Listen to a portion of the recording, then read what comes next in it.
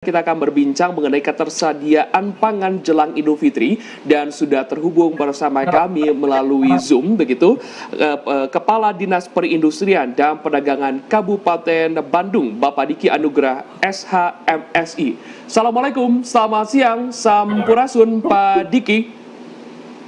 Waalaikumsalam warahmatullahi wabarakatuh. Sampurasun, pemirsa Sampurasun.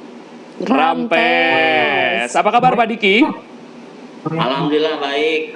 Baik. Testi sama Pak Kang Iko. Iya betul. Pak Diki, ini tentunya di sebagian Kabupaten Bandung begitu ya. Ini bagaimana untuk ketersediaannya menjelang Idul Fitri, karena tinggal beberapa hari lagi nih Pak, kita menjelang Idul Fitri. Lalu bagaimana dengan ketersediaan di Kabupaten Bandung? Baik, terima kasih. Ini saya sekaligus dalam kesempatan ini menyampaikan selamat menjalankan ibadah saum bagi pemirsa Sampurasun, khususnya warga Kabupaten Bandung. Ya, saya sebagai Kepala Dinas Perdagangan Perindustrian Kabupaten Bandung, yang mana bertugas menjaga kestabilitasan kebutuhan pokok masyarakat, ya, terutama menjelang Idul Fitri. Ya, kami juga sudah melakukan pemantauan bekerjasama dengan Satgas Pangan, yaitu dengan Polresta Bandung, yang mana kita kemarin juga sudah melakukan pemantauan ketersediaan kebutuhan pokok di beberapa pasar rakyat ya yang ada di Kabupaten Bandung, juga toko retail modern. Untuk saat ini kita memantau kebutuhan pokok di Kabupaten Bandung ini relatif aman ya, relatif aman, tidak ada stok kebutuhan pokok yang langka ya. Bahkan kita lihat beberapa pasar ya yang ada di Kabupaten Bandung kemarin, di pasar Soreang, baik komoditi-komoditi yang sifatnya sehari-hari dibutuhkan masyarakat seperti gula, seperti minyak goreng yang sempat mengalami kelangkaan sebelumnya, ini tersedia saat ini. Jadi kami melihat kondisi saat ini masih relatif aman stok kebutuhan. Oke, baik. Mengenai stok yang awalnya ada beberapa komoditi atau bahan pangan yang langka, namun sekarang sudah bisa terpenuhi ya Pak. Lalu Pak, mengenai harganya nih Pak di pasar-pasar, apakah mengalami kenaikan lonjakan yang begitu signifikan atau dianggap stabil-stabil saja untuk saat ini? Ya, kalau kemarin juga selain kita melihat pasokan atau stok komoditi yang ada di beberapa pasar dan toko retail, kita juga melihat harga-harga yang ada di pasar maupun di toko retail. Khusus harga-harga yang sudah ditentukan oleh pemerintah seperti gula pasir berdasarkan HET-nya itu kan 13.500. Beras itu juga sudah ada HET-nya yang medium, premium juga sudah kita tetapkan ya. Itu memang sudah sesuai HET yang di lapangan, baik di toko retail maupun di pasar rakyat. Dan untuk beberapa komoditi yang memang saat ini pada saat inflasi sebelum bulan puasa itu ada beberapa harga yang relatif meningkat, tapi pantauan saat ini ada juga barang komoditi yang turun seperti telur itu yang sebelumnya di harga per kilonya 28.000 sekarang udah turun 1.027-an, 27.000 per kilo itu untuk telur. Dan cabai juga sama, kemarin sempat ada kenaikan ya di angka 34.000 per kilo, sekarang kita survei di angka 32.000 ya. Mudah-mudahan ini harga kebutuhan pokok ini yang memang sedang dibutuhkan oleh warga masyarakat ya, ini relatif harganya juga terjangkau. Baik, Pak Diki, tentunya ini kan beberapa menjelang hari begitu ya, Hari Raya Idul Fitri, tentunya pasti kan kita juga tidak tahu ya harga pasaran yang tiba-tiba saja langsung lonjak begitu ya Pak ya. Ada yang naik begitu, kalau turun ini sih alhamdulillah begitu ya ibu-ibu pemirsa Sampurasun begitu ya Pak ya. Tapi apakah ada prediksi begitu untuk bahan pokok beberapa hari ke depan, apakah ada kenaikan, dan juga di barang ataupun bahan pokok apa nih yang akan diprediksi bisa saja naik begitu, ataupun ya turunnya ya seperti tadi mungkin telur yang turun ya turun lagi begitu. Tapi kalau misalnya untuk yang prediksi yang akan naik itu apa ya Pak di Kabupaten Bandung sendiri?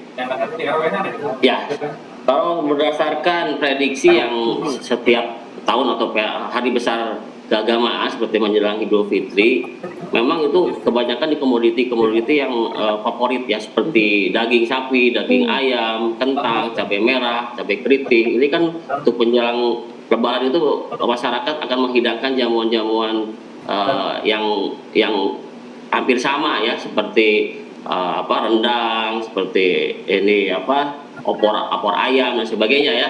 Tentu ini memang menjadi demand yang sangat tinggi nanti pada saat menjelang Idul Fitri. Ya, hal ini memang kita akan coba pantau terus supaya ketersediaan tetap terjaga, harga pun tidak relatif naik gitu Pak. Jadi kalau sekarang kita saat ini harga stabil, tapi mudah-mudahan di menjelang Idul Fitri 3 hari sebelum Idul Fitri kita juga akan pantau terus supaya distribusinya lancar, tidak ada kekurangan. Tapi memang demand itu selalu lebih tinggi ya, konsumsinya masyarakat terhadap komoditi yang tadi seperti daging sapi, daging ayam, kentang ya, cabai merah, cabai keriting ini selalu sangat banyak dinikmati masyarakat. Demand semakin tinggi Pak, dan juga tadi Bapak mengatakan bahwa selalu memperhatikan bagaimana proses pendistribusian ya. Hingga saat ini pengawasan apa saja yang sudah dilakukan oleh Disdagin Kabupaten Bandung begitu kan? Apalagi juga tadi Bapak mengatakan bahwa tugasnya dari Kepala Dinas adalah untuk menstabilkan dan menjaga begitu Pak harga begitu. Tapi lalu sampai saat ini pengawasannya apa saja yang sudah diberikan pada masyarakat? Ya baik, jadi kami senantiasa memberikan pembinaan kepada edukasi lah kepada toko retail modern dan pedagang-pedagang di pasar rakyat supaya pada saat menjelang hari besar keagamaan ini stok harus dijaga. Jadi ketika contohnya di toko retail modern seperti gula nih, ini kan konsumsi gula sangat tinggi saat ini ya, baik pada saat bulan puasa sekarang ini banyak masyarakat membeli gula untuk kolak dan sebagainya ya, untuk kue dan sebagainya. Jadi minat masyarakat untuk membeli gula sangat banyak gitu ya, sangat tinggi baik di toko retail modern maupun di pasar-pasar rakyat. Hal ini kita mempunyai beberapa edukasi ataupun sosialisasi kepada toko retail modern untuk menjaga stoknya. Kalau misalnya ada kekurangan langsung pesan order gitu, tidak jangan sampai keterlambatan order ya. Kebanyakan memang ini di masyarakat banyak memilih belanja di beberapa toko retail modern seperti untuk gula ya. Karena HET harganya sama dengan baik di pasar maupun di toko retail ya gitu. Terus kalau hal-hal lain kita juga memang strategi kita juga menjaga stabilisasi itu, kita melakukan program-program yang sifatnya subsidi masyarakat, subsidi dari pemerintah kepada masyarakat. Kita melakukan OPM. Nah, kemarin juga kita melakukan OPM ya untuk menjaga stabilisasi harga dan ketersediaan di 14 kecamatan dan di 4 kecamatan terakhir. 14 kecamatan kemarin ini kita menggelar di tanggal 3 April 2023 kemarin ya, sebanyak 11.674 paket ya. Dan untuk 3 komoditi juga kemarin terakhir di 4 kecamatan bekerjasama dengan Bulog Jabar dan Agro Jabar ya. Jadi kita ada di 4 kecamatan yaitu 5.000 paket untuk 4 kecamatan. Ini yang memang kita harus lakukan, jangan sampai masyarakat yang membutuhkan ini bisa membantu untuk kebutuhannya sehari-hari, terutama yang untuk kebutuhan pokoknya. Baik, Pak Diki, sudah OPM begitu ya ke 14 kecamatan. Lalu apa yang didapatkan hasil dari OPM tersebut? Masuk di borok. Ya, OPM ini akan membantu masyarakat yang benar-benar membutuhkan. Karena ini OPM ini disubsidi oleh pemerintah. Jadi harga paketnya 160.000, tapi pemerintah mensubsidi harga paket ini sebesar kemarin waktu yang 14 kecamatan ini 86.000. Harga tebusnya masyarakat hanya sebatas 60.000 atau 58.000 kemarin itu. Jadi ini akan membantu masyarakat yang dalam kondisi membutuhkan pada saat Ramadan ini gitu. Oke, baik Pak. Lalu mengenai stok gula di pasar saat ini apa yang mungkin kondisinya juga kurang memenuhi kebutuhan masyarakat. Lalu sebenarnya faktor yang sangat mempengaruhi dengan adanya stok gula di pasar ini apa sih Pak? Dengan kurangnya stok yang ada di pasar ini? Ya, seperti yang tadi sampaikan, memang kemarin sempat pada saat monitoring ya ke beberapa toko retail modern, ternyata ada salah satu retail yang mengalami kelekosongan stok gula. Karena memang itu disebabkan tadi demand konsumsi masyarakat sangat tinggi, jadi lebih banyak berbelanja ke retail, gitu ya. Dan kemarin pada saat saya melakukan koordinasi dengan beberapa toko retail modern yang lainnya, ya, ke Apindo, ternyata kalau di retail-retail lain aman, stok tersedia ya. Cuman pas saya kemarin ada pemantauan ke daerah Soreang, Bormas Soreang itu ternyata ada stok yang kurang gitu ya, tidak tersedia.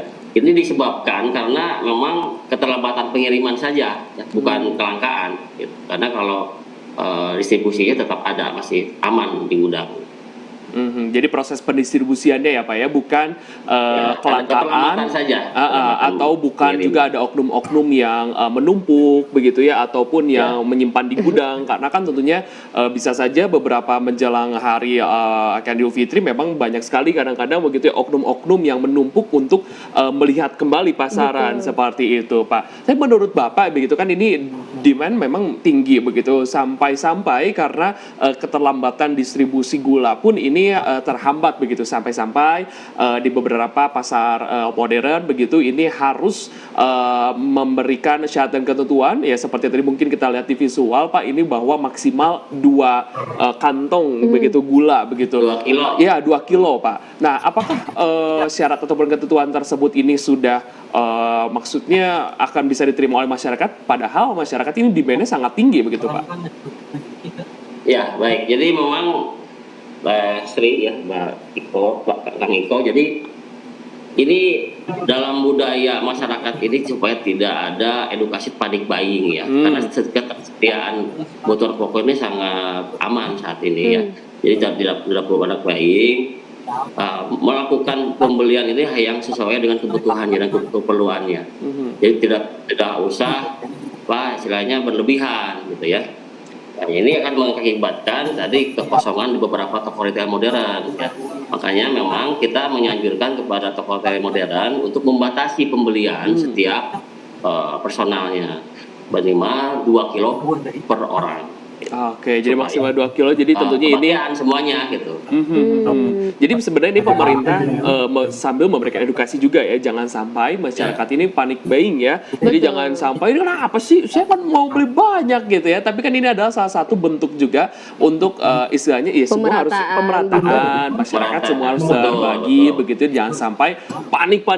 Ternyata pada saat nanti gula ada harganya murah, nanti ngomel lagi masyarakat. Iya, jangan sampai terjadi seperti halnya waktu itu kelangkaan atau naiknya harga minyak goreng. Betul. Masyarakat sampai berbondong-bondong minyak goreng langka seperti itu. Karena yang namanya gula nih menjelang Idul Fitri ini kebutuhan yang sangat diperlukan oleh masyarakat, membuat kue kering, membuat bolu, tentu pasti masyarakat sangat membutuhkan gula sehingga terjadi mungkin pendistribusian yang lambat karena konsumsi gulanya meningkat. Betul. Pak Diki, ini kedepannya untuk bisa sendiri apakah akan lebih rajin untuk melakukan sidak dan juga operasi pasar murah?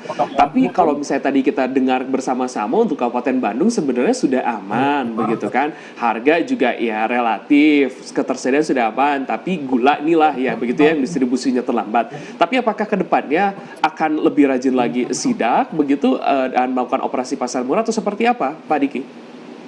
Ya, jadi pemerintah Kabupaten Bandung ya kita senantiasa menjaga stabilisasi kebutuhan pokok dan harga. Tidak hanya pada saat menjelang hari besar keagamaan, kita bersama tim Satgas Pangan selalu melakukan monitoring secara berkala, baik tiap 3 minggu sekali, 3 bulan sekali, atau beberapa kegiatan monitoring yang sudah ditentukan dalam penjadwalan Satgas. Gitu. Jadi sebenarnya kita ini pemantauannya bagaimana melihat distribusi ini. Kemarin waktu minyak goreng situasinya kita ada rantai distribusi yang mengalami kendala atau panjang, rantai distribusi panjang, lebih panjang. Jadi ini yang harus kita jaga supaya tidak ada rantai yang lebih banyak, kita pangkas supaya rantai distribusinya istilahnya relatif pendek. Jadi konsumen relatif memudah untuk mendapatkan dan harganya lebih terjangkau gitu. Dan tentunya juga kami pada saat sekarang kita menjelang Idul Fitri, kita lebih fokus terhadap menjaga stabilisasi harga dan kebutuhan pokok ini. Baik. Dan ya bagaimana Pak Diki? Lanjut Pak. Dan memang ini sudah selalu kita lakukan monitoring itu ya, monitoring secara berkala dengan Satgas Pangan, dengan Pak Kapolresta, dengan instansi terkait jajaran seperti Dinas Pakan ya, Dinas Pangan dan yang lainnya. Baik, Pak Diki, untuk operasi pasar murah ini kan yang sangat tidak berdampak oleh masyarakat begitu ya, karena pemerintah juga mensubsidi begitu. Apakah ada ke depan ini diadakan lagi akan menjelang Idul Fitri dan di beberapa titik dan juga di titik mana saja akan dilakukan operasi pasar murah, Pak Diki? Ya, insya Allah untuk tahun 2023 kita akan melakukan juga beberapa rencana agenda OPM ya, karena di Kabupaten Bandung sangat luas ya, 31 kecamatan, 270 desa. Kemarin kita lakukan baru 14 kecamatan dan 4 kecamatan, jadi artinya masih ada sisa beberapa kecamatan yang akan kita lakukan OPM. Insya Allah dalam waktu dekat, pada saat nantinya kita akan lakukan OPM dalam rangka membantu ketersediaan kebutuhan pokok dan harga. OPM-nya di mana lagi nih Pak untuk menjelang Idul Fitri? Apakah menjelang Idul Fitri sudah selesai atau masih ada beberapa titik lagi nih Pak? Sebenarnya tidak hanya OPM, kita juga selalu melakukan beberapa kegiatan lain seperti pasar-pasar murah ya, pasar murah bekerjasama dengan Bulog, bekerjasama dengan toko retail modern, ada beberapa paket-paket yang bisa didapatkan oleh masyarakat ya dengan harga yang relatif terjangkau kan. Ya, jadi kita selalu ada seperti saat ini kita pemerintah daerah mengadakan bazar Ramadan dengan beberapa komoditi yang memang bisa diakses ataupun bisa ini oleh masyarakat Kabupaten Bandung dengan harga-harga yang terjangkau gitu. Oke, baik Pak, mengenai pasar murah ini sejauh ini nih outputnya apakah sudah merata ataukah masih belum, lalu kendala yang selama ini dialami oleh pemerintah terkait dengan pelaksanaan operasi pasar murah ini apa saja sih Pak?